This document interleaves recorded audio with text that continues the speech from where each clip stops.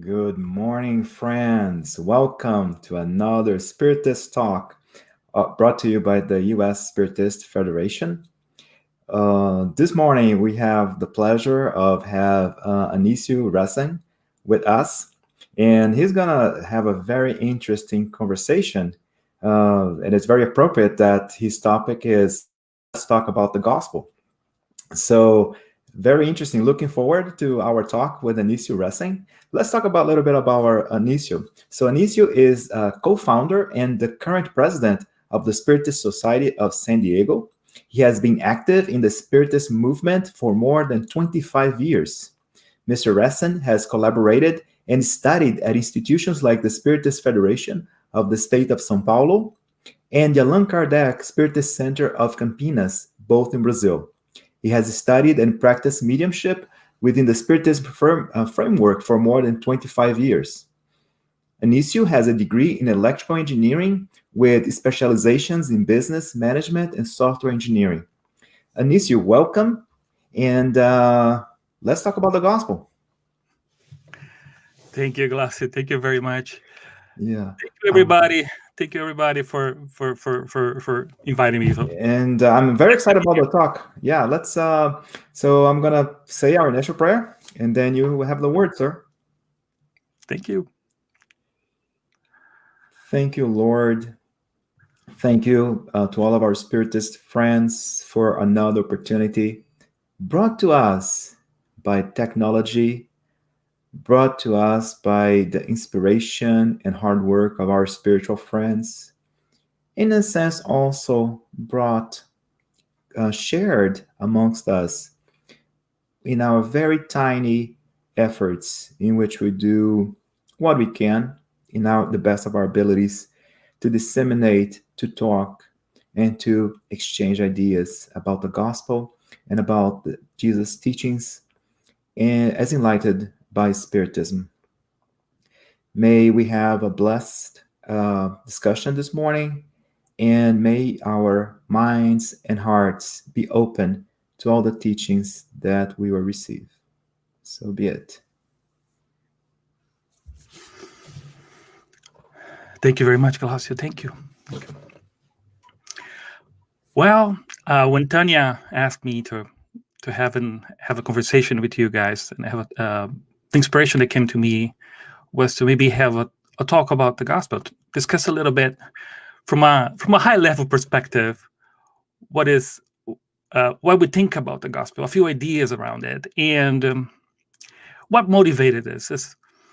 If you think about this data is specifically for the United States, for America. Pew Research actually does some incredible analysis of religiosity in America, the landscape, and there's a nice report if you guys want to check it out. What's going on with the religiosity of America? I'm not sure about what's going on in Brazil, but this is specific to America and younger generations, specifically now millennials, right, are pushing further away from traditional religion. This is a very intense demographic change where people are questioning, the structure of religion in general, and it seems to be a trend. And one of the things we should be capable of doing is understanding why things are the way they are, and question everything, and understand if you like, for instance, if you're born in a religious family, or if you have been a Spiritist for many years, or a Christian, whatever religion, maybe sometimes we get used to the teachings, we get comfortable, and we start thinking and operating on those frameworks, and we don't, because that has been for so long, we have been involved for so long, we sometimes stop thinking about that, and we take things for granted. And we're going to try to do that today. We're going to not take the gospel for granted, right, today, and talk a little bit about it. And first and foremost, let's discuss what are the principles of Spiritism. What are the fundamental principles that guide us in everything we do when it comes to Spiritist teachings, right? We can list 5 Spiritist principles.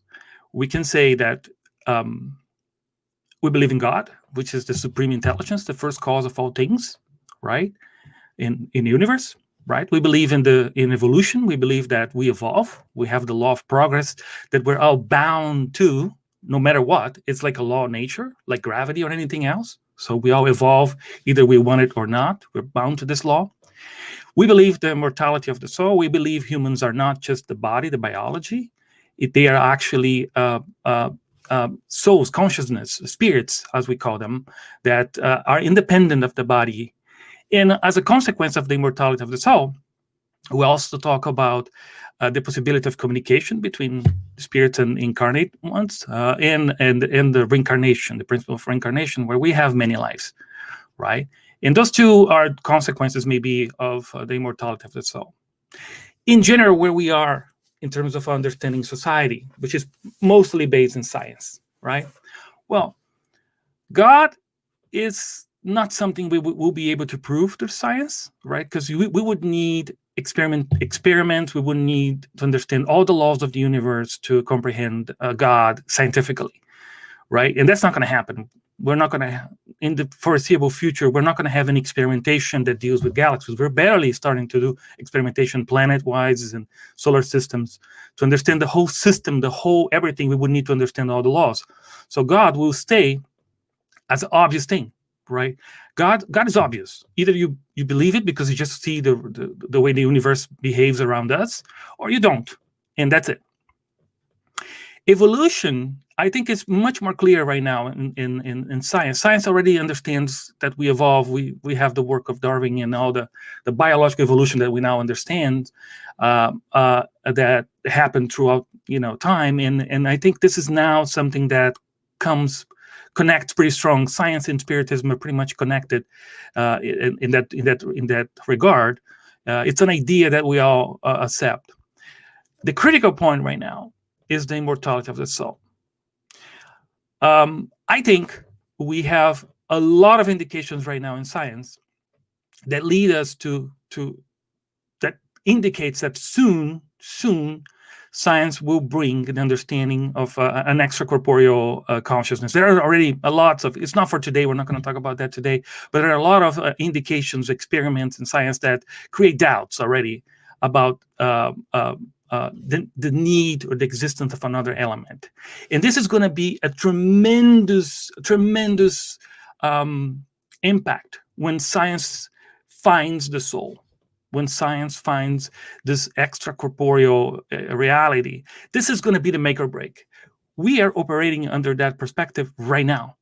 So right now, we operate, we believe, we work, we move around under the perception that we are not biology only. We are actually consciousness. We are spirits. We're beings that we're going to be alive after our body stops functioning. And we were alive before our bodies were formed. And that's the perspective that I think soon, maybe we'll never know exactly how long time, but soon science will join us. And this is going to be, a major transition into the way we understand life. But right now, that's the lenses we're going to use right now. Let's run with that. We're not the biology, right? We are spirits. We have this essence. And if we have this essence, even in Spiritism, we don't fully understand yet how this spiritual essence that we are evolves. We understand biology, right? We understand pretty well right now. If you think about biology, we think about the initial life on Earth. They keep changing it, but it's about 3.5 to 4.1 billion years ago where we have the first life on Earth, like bacteria. And then we have like 500 million years for the first vertebrate, 165 million years ago for the oldest mammal, right? And modern humans have been around for about 300,000 years. So what the biology tells us is that our evolution, at least from the biological perspective, has been tremendously long because our bodies are all coming from those initial inhabitants of the planet that were simply bacteria. We don't fully understand how the spiritual essence evolves. mostly because science has not even come into it. We have some hints from the Spiritist teachings, but the spirits are pretty vague and telling and giving us details. But chances are that we, as the spirits, we have been evolved for a long time. And if the biology is any guidance, we might have been around for millions of years, if not more. Right? So, but where we are right now, it's a very interesting where we are right now. We are in the human condition. We have developed this incredible intelligent species that now lives on Earth. In our modern history, is very short. We have 20,000 years, right? And let me ask you a question that if we are bound to evolve, right, we are going to be evolving anyway, because if evolution is part of the laws of nature, like gravity, like everything else, we were going to evolve anyway. So then, what would have happened if Jesus, if this spirit that came and had a life among us on Earth, might have decided not to come, or for some reasons might have asked, might postpone it, or for some reason not come and live this experience that he had with us, a life he had among us 2,000 years ago? Would we evolve still? Would God still be God? Yes. Right. I hope you agree with me that we still, all the laws of nature would still be, but we would be without the experience of the gospel. And why Jesus did it? Why this spirit that we think of as a mentor to all of us, our master, our teacher, decided to come and have a life among us 2,000 years ago? Well, that's something to think about. Out of love, we always try to maximize, give the best tools to each other. As a parent, I'm pretty sure you think about giving the best to your children. As a friend, you try to help your friends the best way you can. As a member of the community, you try to create conditions that make those that are around you be in the best shape possible, as a manifestation of simple desire and love. So what Jesus did for us may be exactly that. He gave us a tremendous opportunity because he gave an example, an opportunity where we came down, lived the same way we live, had the same experience we have right now in the flesh, but he did a few things different. He showed us the way. In everything we have in the gospel right now, if you think about when we say the gospel, are all the notes, are all the description of the stories, the situations that this spirit faced while in the flesh, right? If you read all the books of the gospel in the Bible, the New Testament, it's all the story of this man, the story of his life, in all that's connected to it, and all the consequences of his life, right? And one of the funny things is, despite all the consequences of his life on earth and all the impact it has in our lives to this day, how much Jesus himself wrote to us, how much Jesus he could, instead of he could have focused on writing about his teachings. And as far as we can tell, we don't have a single note that came from himself. Everything was written by others. Have you ever thought about why?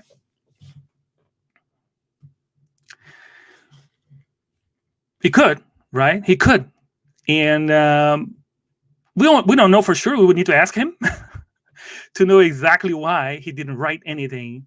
But we can guess very interesting reasons. First, he focused on the example. He lived with that community at the time, and he lived an intense experience, focused on actions and the way he interacted with every single individual of that community. And if we think about the terms of number of people we have today on Earth, he had to interact with thousands of people, thousands upon thousands in Galilee, right? So, which is sort of limit if you think about. But his interaction with that group of people were tremendously intense in the example. He lived it. And the reason we talk about him, the reason we talk about the gospel, is because all the things he said and all the things that actually he did, and all the notes we have, we believe that he specifically simply lived them. When he said, "Love thy neighbor as yourself," he must have given the example in his true interaction with every single one. When he said, "Forgive others their offenses when they offend you," he forgave. When he talked about the humbleness that we need to have in our hearts to live life in a more foolish way, he must have done that exactly thing. He lived. He was the example. That's probably the most supreme teaching of all that we miss to this day. And when I say we miss, is we people that are familiar with the gospel. Yes, it was important that that the gospel was codified, was written, right? It's important that the apostles and although that the Bible was compiled. And for us, it's important that we have the gospel according to Spiritism. The way we study the gospel in Spiritism is based on this tremendous compilation, this work done by Allan Kardec, where he actually picked all the information from all the pieces, from different pieces of the gospel, of the several gospels of the New Testament, and compiled and gave us additional information based on mediumship, right? Of what the gospel means. That's amazing. That's beautiful. That's important. But what escapes us sometimes is that the information about the gospel, the talking about the gospel, it's just merely a step. It's not it. It's like when you comment on a sports event. If you watch sports, the game is what really matters. But we can talk about it. In fact, we spend hours and hours, if you like sports, reading and listening to people talk about a game or something. But that's just an accessory. What really matters is the game. What is the essence of thing is the game. And for us, the gospel is living the gospel, manifesting those teachings of the gospel in our life is truly the game. And then people sometimes, especially in our Spiritist centers, in our religious environment, and people question, oh, why we can't do this and that, why there's not so many people here and there, why we are not capable of doing so much, we would like to do more, why there's not more people, why there's, why, right? And to me, the answer is so clear because I look at myself. For instance, I talk about the gospel. I'm talking about the gospel to you right now. And I'm describing to you a lot of ideas about the gospel. But I myself have not yet practiced. I'm not capable of bringing that idea of the gospel, the practice, to my life. The great thing, and I thank God every single day, that I already realize that. I'm blessed to realize that I have the model. I just need to move into that direction, right? But I'm not there yet. So what impact lives, what makes a difference, what transforms the world, what really will catapult us as a community, as a society, or as individuals to the fulfillment of the promise of the gospel is when we are capable of living the gospel on a daily basis. And what is this gospel? If you think about what are the main ideas, it's relentless inclusion. Relentless inclusion. The gospel is inclusive, includes every single human being. It's absolutely care and attention to others and to myself. What is the major commandment? Love God, which is difficult to explain because God is beyond our understanding, but love thy neighbor as yourself. That's it, right? So to love, you have to care. So we have to care about every single individual around me, in my community, in my family, every single one.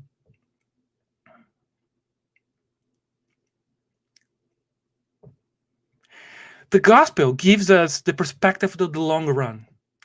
In fact, the gospel makes no sense if we have a single life. If the life we have ends with the body, the gospel makes no sense. The gospel specifically directs us to the spiritual life. And it makes, once we cross that barrier and we understand that life doesn't end, then the gospel makes absolutely sense. Because it tells us what is to come is unimaginably more important to what's going on right now. That the fact that your life never ends, your life, my life, every single one of us, every single human being on earth has a gift, has a life that won't end for the foreseeable future. In fact, we think never does, but it loses in the horizon of the infinite, right? But your life never ends. Your life never ends. That per se is the most dramatic change in perspective. Whatever you're going through right now, whatever challenges we're facing in this very moment are absolutely transitory. They're going to pass. Truly, truly, this is not a joke. All challenges you're facing right now are temporary. They're going to go away. That's what the gospel tells you. And it prepares you, gives you strength, gives you courage to even self-sacrifice in doing good to others, in loving others, even to the extreme of loving those that actually hate you, your enemies, those that actually bring destruction to your life. What a difficult challenge for the vast majority of us. Even to understand and comprehend that teaching hurts the mind. I don't know about you. Hopefully you don't. But for me, it hurts sometimes. How can I understand love to those that do harm to us? Makes no sense in this very moment. Makes no sense in a single life. Because in a single life, you need to care tender of your body. That's all you have. But if you understand that you don't die, that you don't have that boundary, then what matters is your consciousness, is what you have in your spiritual essence. And that changes the perspective of everything, right? And why the life of Jesus was so important, because he lived that, right? He lived. And it's amazing that when we study the details, which is not going to be for today, but he was punished to the worst type. He was punished with the worst type of punishment available at the time. Crucifixion was reserved for those that were the worst of the worst criminals at the time. And that's what he endured, right? To give us the example. And for us, that is the living gospel that people talk about, that many enlightened beings have gone through so many times. And but so few of us, I mean, it's so difficult. So few of us have been able to manifest in our lives. And when that happens, that's going to be the transition that's going to take us to a new level. We're going to talk about, let's dwell a little bit in some of those teachings, right? And do some examples. Like, for instance, the Good Samaritan. When we talk about love thy neighbor as yourself, right? You can always ask, who is a neighbor, right? And the Good Samaritan is a very beautiful passage and parable, right? And a little that made total sense for those at the time, but for us, we have to do a little adaptation to today, right? You might not be familiar. You might be familiar with the Good Samaritan parable, where Jesus actually talked about the story of a man. When asked about who's a neighbor, a man that told the parable of a man that came down a road and was robbed, right? Was robbed and beaten and wounded, and he was left completely abandoned in the road. And then came first a religious person, a priest. Came then a person that was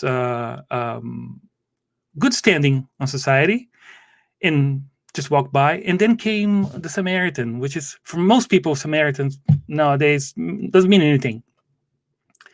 But a Samaritan is a person. It was actually the sect in Judaism that was considered a heretic. He was kind of the lowest person around. He was agreed upon.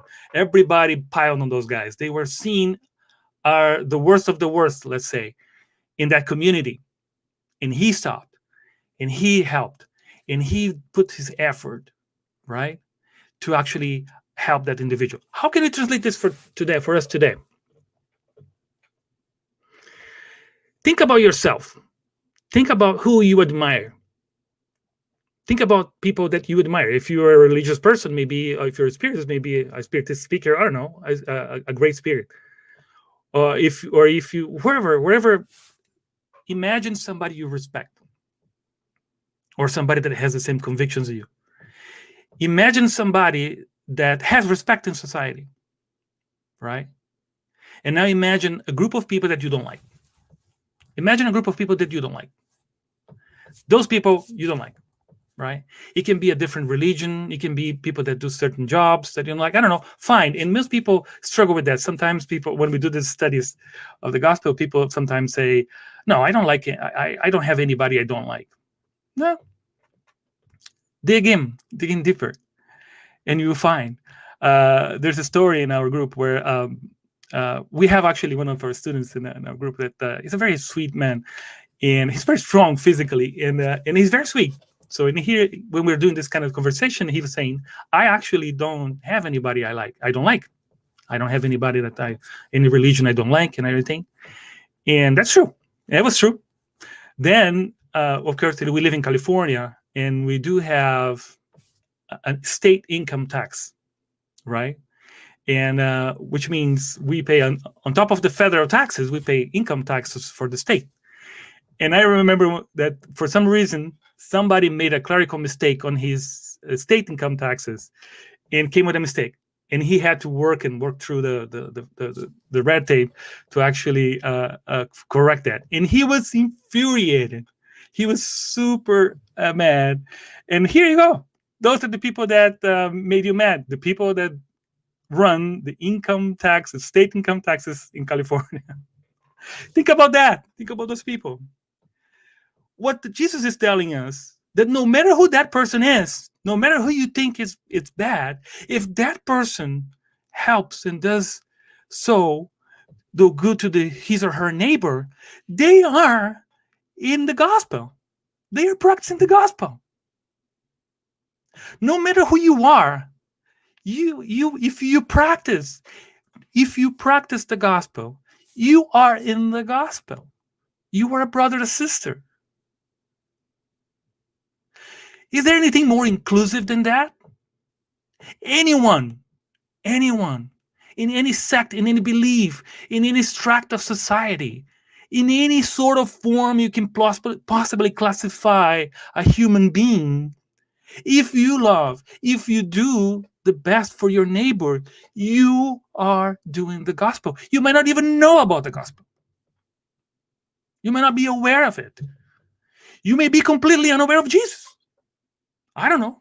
Maybe there's some people that don't even know about Jesus, although it's difficult on earth, right?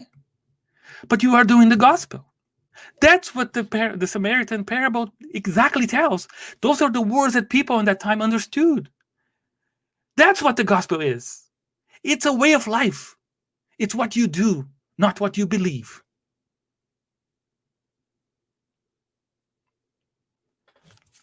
Let's go for another one.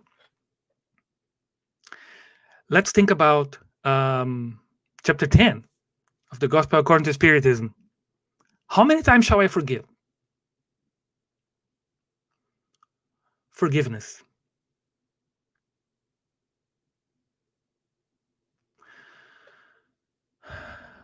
We still think forgiveness as something we grant to others, right?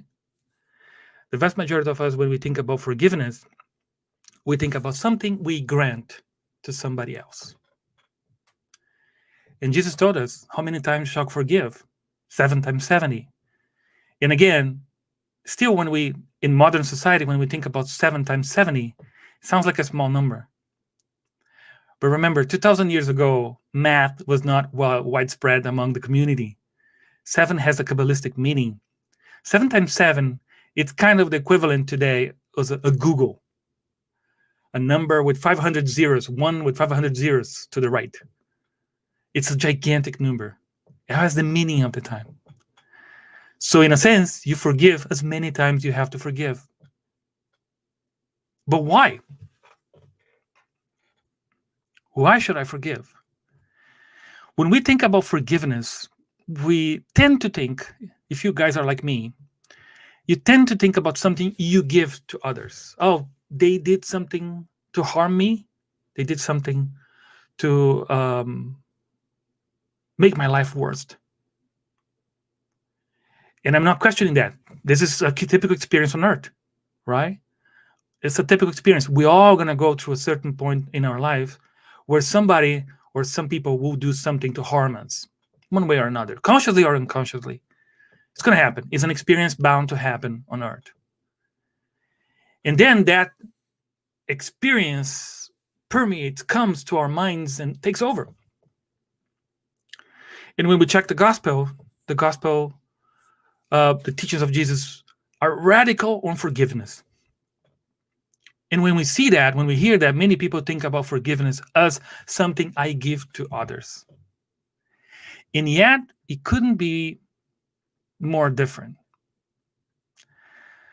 If you analyze what forgiveness does to us, if you dwell on the feeling, if you pay attention to what goes on with you when you don't forgive, you will see, you notice that the person that suffers, the person that doesn't forgive, is the one that suffers.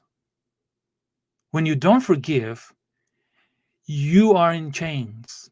Your consciousness, your mind is chained to that event. You chain yourself. It's part of your mind. It's part of yourself. And when you forgive, you unchain yourself. Forgiveness is something we give to ourselves. When I forgive, I free myself from that experience. I unchain myself from that pain. It's totally different. We're not saying, of course, that you should allow people to do destructive things. No, that's not the case. That's why we have laws, we have rules, and we have limitations, and we say no. No is a perfect good word. And we get to know people, and we understand their limitations, and we deal with them appropriately. But forgiveness is an emotion that's inside of you. Is when you allow yourself, you allow that being to do those things, right? Because that's where they are in their mindset. And you don't let whatever action they took that harmed you to dwell and to exist in your own life, in your own mind. And we have the expression in the gospel, so well captured in the gospels, of Jesus through the pain and through the suffering of the execution that was the most inhumane at the time, and forgiven all of us, as the ultimate example of forgiveness. If Jesus was as big as we think he was, and all the sacrifices he took to have a life among us, going through the same pains we actually go, and still be treated as we treated him. What an example. But the core of the teaching is that he forgave us because he let go. He didn't allow our destruction to dwell on his mind. So when you forgive, you allow yourself free from the pain and destruction that was brought to you by those you love, or those you have to share the sins. That's another essence of the gospel. And if you were like me, right? A quick story. There's Divaldo Franco tells a story, very interesting. I'm going to tell with my words, which is going to be much worse, but at least gives the idea of an ancient Jewish story where it was this young disciple, right, that was in a hurry to understand the teachings of the scriptures, right? And he posed a challenge to all the masters, those that he seek for teachings. He would pose a challenge to them and say, Master, I want you to teach me all there is in the scriptures while I stand in 1 feet.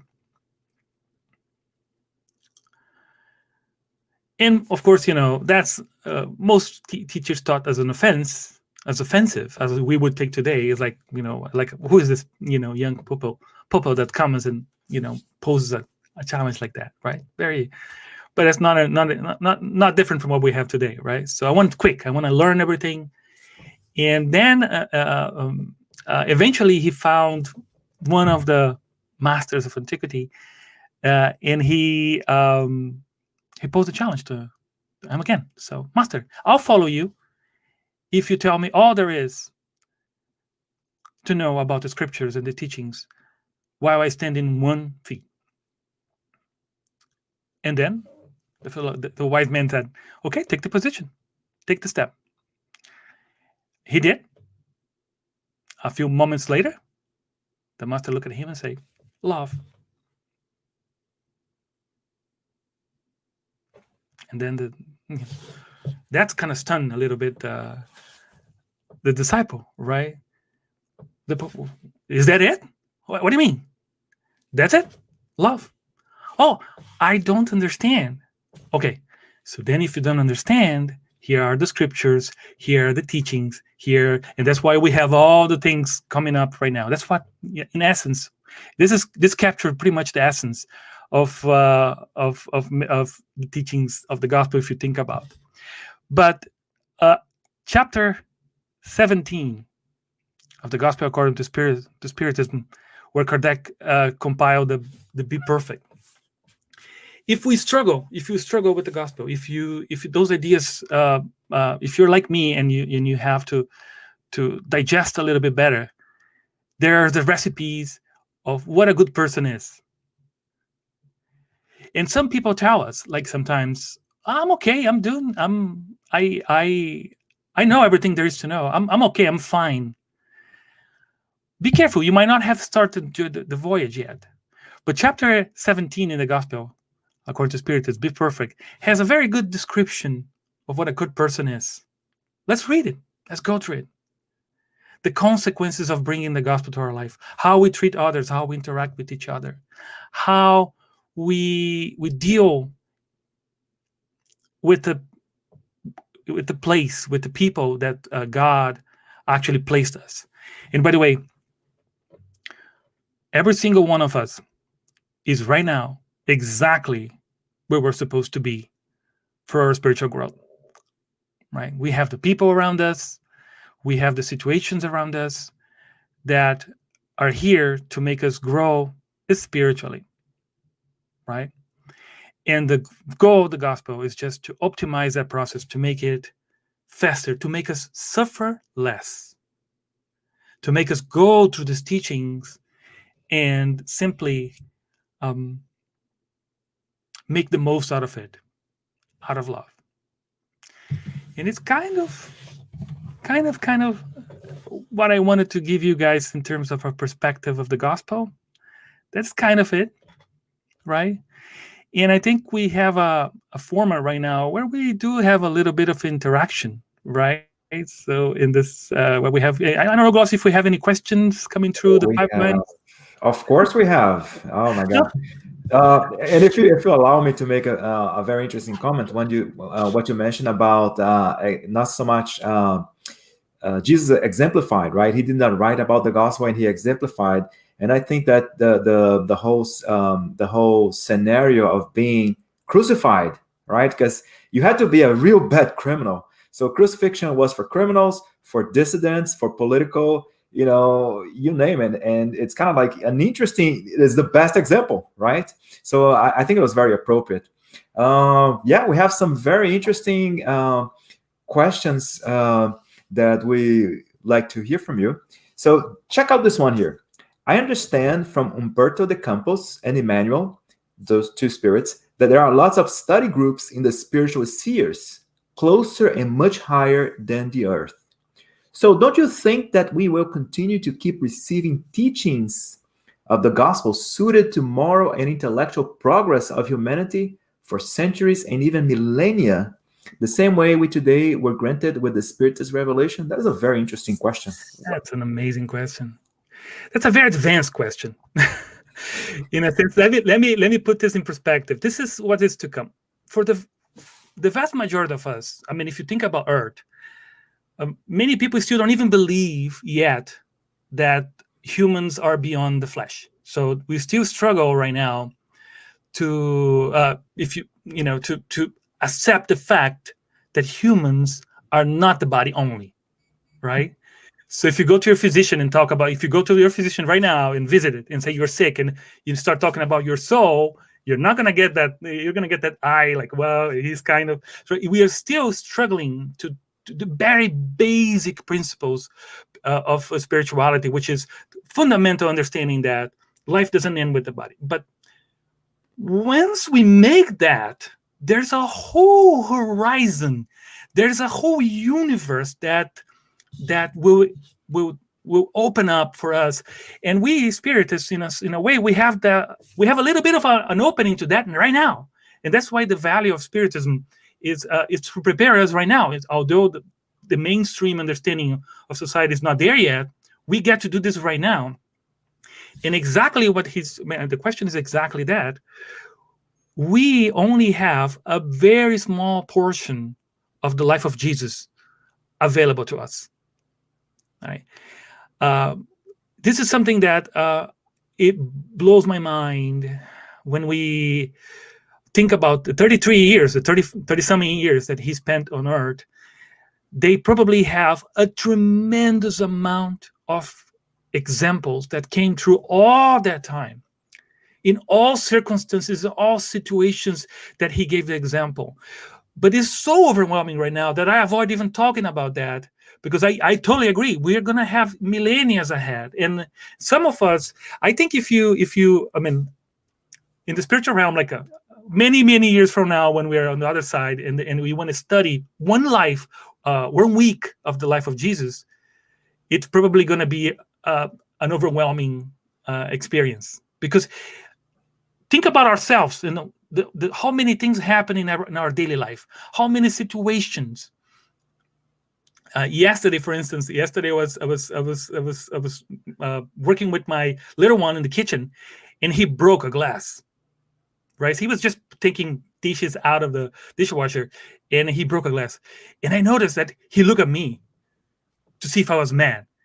And thanks God, I'm not mad for this kind of things right now. But then I realized, oh my goodness, maybe I would have reacted much worse before. I would have been mad with him because he broke a glass. And a child, as you know, 13 years old, they're stumbled. They're still growing. Their muscles are still adjusting, right? And you see, how many of those little things every single one of us goes every day, in every moment, in every interaction, in every way we deal with each other. And how many times we fail, and how many times we react in ways that are completely inappropriate.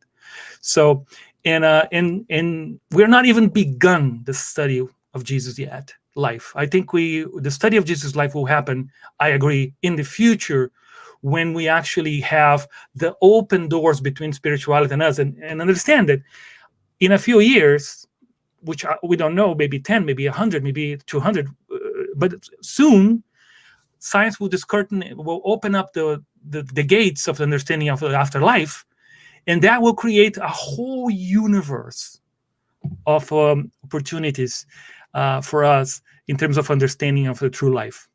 It's coming. Amazing. That's I can hardly wait to get that level, that more advanced level. That'll be more questions. Kirsten, very interesting question. It's hard to wrap one's mind around forgiveness when you are in the middle of the struggle. Very interesting. Suggestions as to what to do when emotions are high. Very appropriate. I'm in the same boat. That's the beauty. That's the beauty of Spiritism. I feel so comfortable coming here and talking to you guys because in Spiritism, we're brothers. We're brothers and sisters struggling together, right? I have the same challenge. And it's amazing. I think the good thing is we already accept. We already see the light in the end of the tunnel, right? Because if forgiveness is something that you already can work with, the work is the wheels are spinning, and we are engaged in this process of transforming ourselves into something different. And that's the most important thing. The most important thing is to have the wheels spinning because we're moving, right? We are understanding the forgiveness. We're understanding the concept. We're understanding the need for that.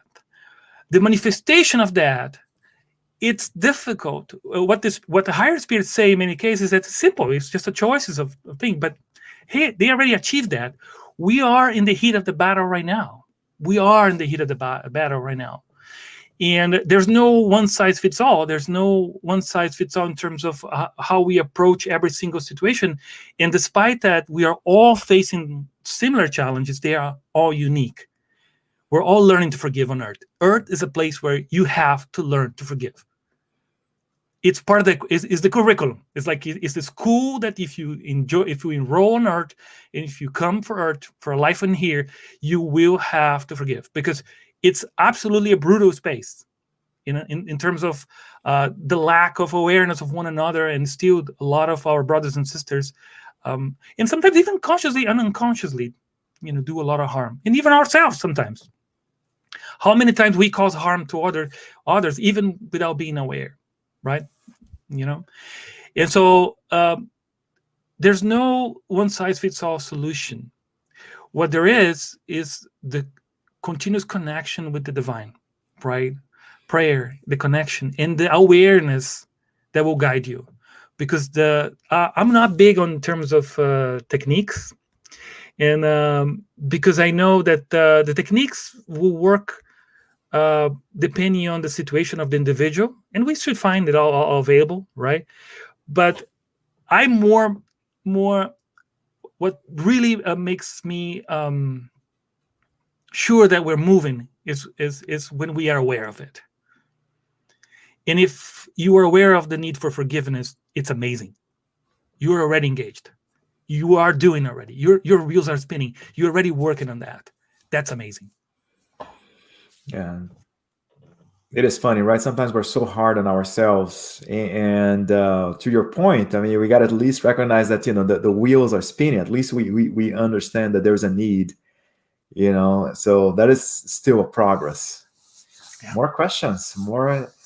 So Susanna Resem, how to practice the gospel in times like today, with a global pandemic when many are feeling so vulnerable and fragile.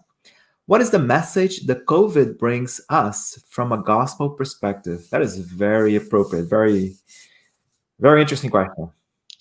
Exactly. And if you think about this question is close to my heart, in a sense that if you think about the gospel is needed more today than when in times of calm.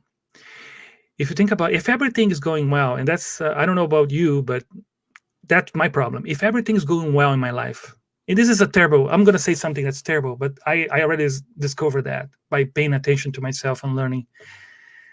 If everything is going good in my life, everything is okay, if I have all resources I need, if everything is working exactly the way I want, I become sloppy. Hmm. It's terrible to say that. I wish I was not like that, but I tend to be complacent. I tend to be less, uh, pay less attention to my spiritual growth. I have had long swaths of my life where things were working so well for me that I even afforded to not look at spirituality at all. And I look back at those times, although for people around me, they would say, "Oh my goodness, you were in such a good shape, right? You were doing so well. You were so successful." And now I look at myself and I look, no, I was not. My mind was in a pretty bad place. And it's so sad, but it's the reality that challenges sometimes have a purpose. The spiritual growth sometimes comes at the moments of difficulty, at the moments of tragedy, and we're right now in at the tick in a one of probably most difficult challenges as a community we have had in this planet, right? Not just because of the COVID, but the consequences in the political environment and the hate and all the ideas that are coming back of separation, destruction, right? It's a crucial moment, and we don't know how far we are into this thing, right? We might still need to live with this for a long time, but be aware that the reason those things are coming for us is because we need to improve. We still have a lot of work to do in our society as a planet. We still have tremendous challenges. We have tremendous technology. We have tremendous resources available to us, but we still have people in 2021 that face hunger, face the deprivations, limitations of the most basic freedoms and resources for life in a planet with almost 8 billion people, all the billions of spirits incarnate. We still have tremendous injustice. We have tremendous suffering, right? So that's why, in a way, all those experiences will propel us. And the gospel is truly the tool to deal with those things in a productive way, right? Should intensify, should make us be more aware of our situations. And it's a clear invitation. Of course, can we solve the problems globally? Can we be a global solution for the problem? Maybe not, but we are all, every single one of us, by bringing the teachings of the gospel to our life, we are impacting our community, and that's amazing, right? We don't need to save the world. We need to save the world we were putting in, the world we have access as well. Let's not worry about sometimes the big picture. Sometimes it's okay to just turn off the TV, right? And not worry about things we don't have control and just play a little bit with our kids, right? Just talk to them about what's going on, right? And engage with my community, with my neighbor, with my friend, with my family, and see what they're suffering, and not look so much into the situations that are so globally attacking us, but we don't have maybe sometimes control of, right? It's interesting. Yeah, we do what we can, right? We do what's in a Exactly. span within our span of control. And if that means just washing our hands and putting on a mask so we can protect our community, to your point, right? Let's do that. Interesting. COVID has brought, to your point also, so many things that we took for granted, as things as simple as having coffee with our coworkers, being able to visit our relatives overseas. It's very interesting. This times of these challenging times. More questions. Um, so Julia Andrade Rocha, how do we spread the gospel while respecting those who cannot accept the material doctrines built around it? For instance, those traumatized by the church or those who ascribe to different religions. That's very interesting. I'm so thankful to Julia for this question, because this is exactly the question. That's the thing. That's exactly the point. We practice the gospel on ourselves. That's exactly the key. The gospel is not the manifestation of the information. Like, for instance, what I did today, we didn't know, and we do in our in religions, with our books, is we talk about the information, the details about the gospel, right? The parables of Jesus, the teachings, the examples, and we talk about it. That's the information. But when we say practice the gospel, when what the gospel truly is when the gospel when it manifests in my life, when it manifests in the way I do. That's the true essence of the gospel, right? And sometimes we worry about if you believe, you don't believe, if you understand, if you don't understand, right? And we sometimes even people like us, that if you're familiar with your religion, if you're happy with your religion or your philosophy, you try to bring people to that understanding, that ideology, but that's all superficial. What truly makes a difference is when you live the gospel. Like, for instance, in your interaction with those people, right? Are we forgiving them? Are we spending time with them? Are we being relentless inclusive? Are we care? Do we care about them? Do we care about those people? Do we care? Do we spend time with them? Do we see? Is the manifestation of love, is that's what the true gospel is. And when you do that, when we finally manage to do that, I'm not there yet, but when we finally manage to do that, we are spreading the gospel, even without knowing. If you see those that have achieved, enlightenment, in a sense that they start, manifesting this love for others in their own life, they don't know. In many cases, they don't even know they're manifesting the gospel. If you ask, they no, I'm not. And yet they are, because they are living it. Is living it, not talking about it. One of the major traps we have is sometimes we think about talking about the gospel is living the gospel. It's not. It's like a game. It's like I like that analogy about a sports game. If you like to watch a game, you can talk about the game as much as you want, and we love it, right? If you like soccer, if you're watching this and you like soccer, how much time we spend talking about soccer game, right? But that's not the game. The game is what was played in the field. The game is actually what happened over there. And when we talk about the gospel, this is the major step. This is the major understanding that I'm new to. I'm starting to really internalize in myself and trying to work on that. But I'm far from that, which is the gospel truly is not talk about the gospel. The gospel is living it in my daily life, in my expressions of what I do every single moment, every single interaction with my partner, with my family, with all the people, my co-workers. Fundamentally is my interaction with others. Do I care about them and me? That's the gospel. That's the manifestation of the gospel. Very interesting, demonstrated by our example, going back to Jesus, right? Not so much writing, but actually practicing. More questions coming up. Can we live the gospel every day while also taking care of our mundane challenges, like paying bills, driving in heavy traffic, etc.?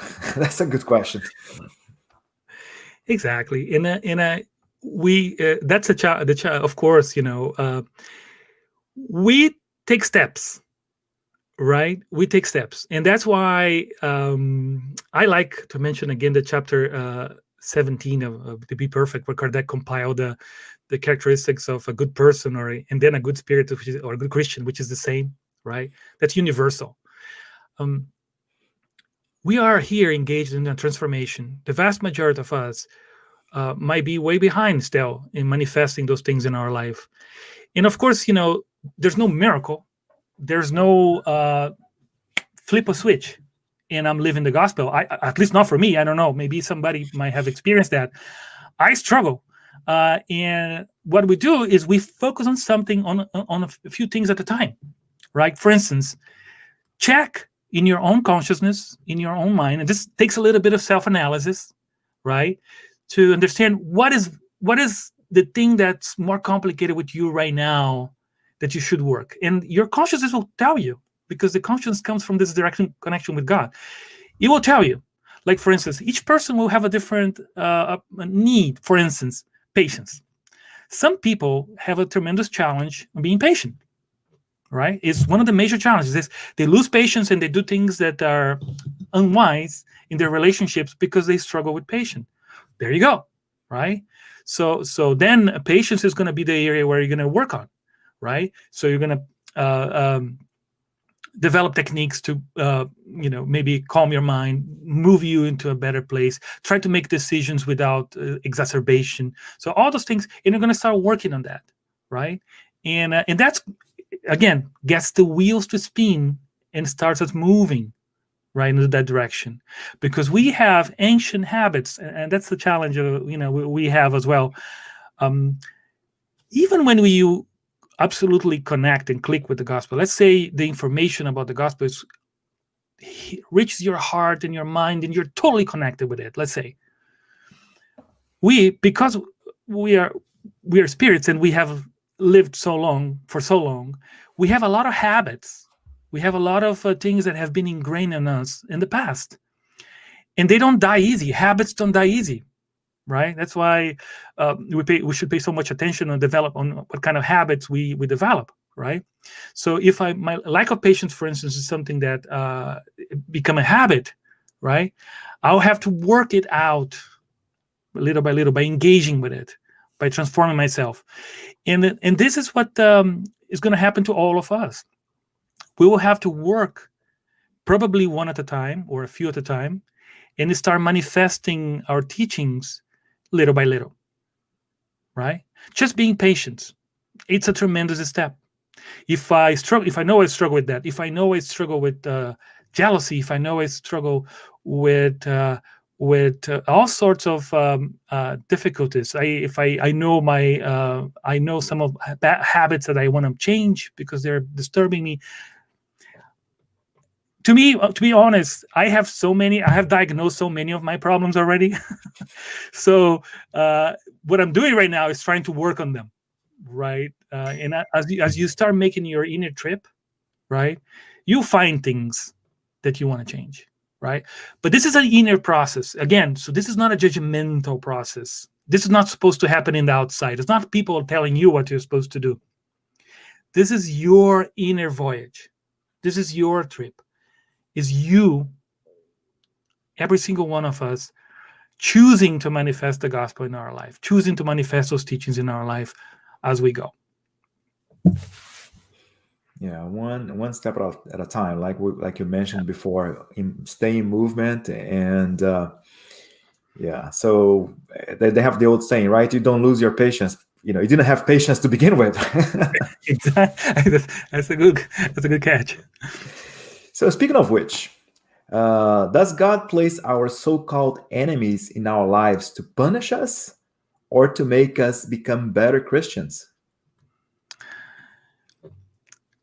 Well, we don't really. The idea of punishment is something that we're moving away from it as we understand a loving God a little better. Of course, the idea of punishment is ingrained in our minds because when we had that perspective of God that was human, more like moody, that would make sense because that's what we do sometimes to each other. We punish each other, right? And as we evolve spiritually, we understand that God is much more this platform, is this loving, incredible thing that we cannot understand. We don't understand. It's not human.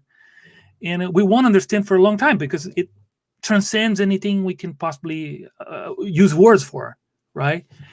But it's incredible, is the primary cause of all things. The supreme intelligence is what we get in the Spirit's book, and it's amazing.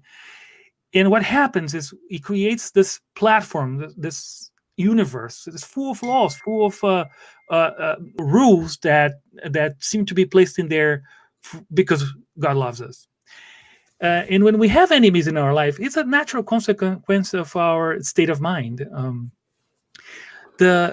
We disagree. We fundamentally disagree in our perspectives. If you think your whole family, think even the people you love, right? look at how many different thoughts you have among the people you love. It's, we think differently. We see things differently. We to cheer for different soccer teams. We have different political views. We have different perspectives on our work. We disagree. We are, every single one of us is a unique universe, right? Right. So an enemy surge, the concept of an enemy kind of manifests when we don't know how to deal with those differences, and we start engaging in the old, destruction game of each other, right? Um, that's almost unavoidable on Earth, and there's so many things that we can learn from those experiences, right? Um, first, the first one, probably the most important, is don't take it personally. This person is not truly your enemy. It's not truly your enemy, because fundamentally we're all children of God. There's a thought process that's manifesting right there that's creating this antagonism. It's not real.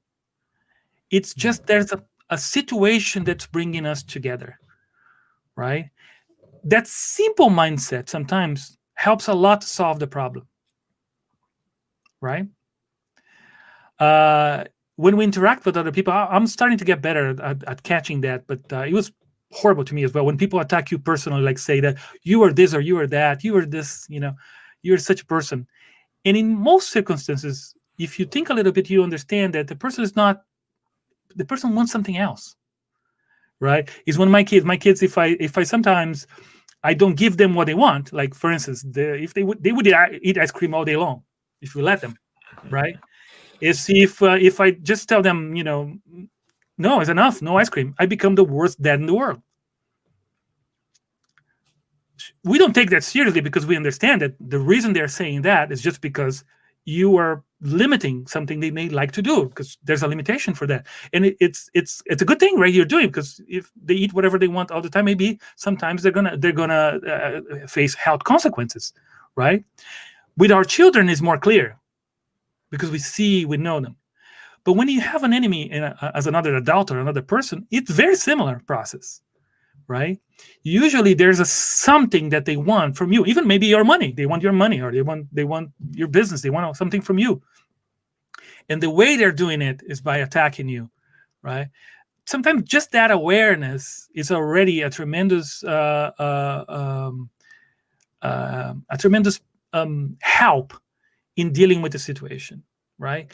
And then we're going to deal with those situations anyway, but the challenge is to not allow those relationships, those thoughts of destruction, to dwell in our minds, because if you allow it take over. So how many times something was done to us, or we engage in those disputes and things, and that took over and we became that. If you allow your mind to be polluted, it can consume you completely, and that's extremely serious. Because it's way more serious than losing money, because that means losing your peace of mind, losing your consciousness, and that doesn't die with the body. That's you, truly. If we allow our minds to be taken over by others, by destructive forces, that doesn't end with the flesh, because that's ingrained. It's something I accept. So this is very dangerous, and it's something we should be pretty much aware of. It is interesting, right? We cannot control what other people tell us, say to us, or even do to us, but we can always control our own attitude and how we see the different events. Perfect. Absolutely. One last question for us. From Julia again. How do we approach parts of the gospel that tell us what not to do, such as divination, speaking to the dead? How do we reconcile that with those who view mediumship as being demonic? Excellent question. Right. That's a good one, right? So there's a lot to unwrap here. The not to do, again, so remember, when you think about the Bible as a whole, there's the Old Testament and New Testament. And the Old Testament is pretty much imperative, right, in terms of what to do and not to do.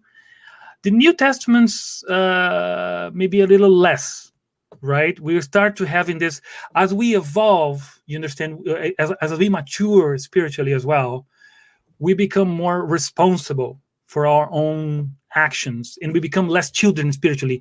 For if we, it's like your kids. I mean, when they're young, you have to tell them not to, don't touch this, don't touch that, right? As they become older, right, and mature, we start telling them why you don't touch this, why you don't touch that, right? And eventually, when they mature, they do by themselves. They figure out what's good and what's bad for them. This is part of our voyage as a community, as well as a planet, as a community of humans in this planet, part of the universe, right? As we evolve, we become more capable of doing with those things. But specifically the mediumship part, the part of the mediumship, first the mediumship is understood in the gospel. It's part of in the Bible. Is understood, that exists, right? And if you think about even today, mediumship is not accepted a mainstream part of society. But what are the true, why people use, or how people use mediumship? It's still very complicated. It's still, a lot of people still use mediumship as a fantastic thing, as a phenomenon, or as a way of fortune telling. There's a lot of uses of mediumship that create lots of complications, right?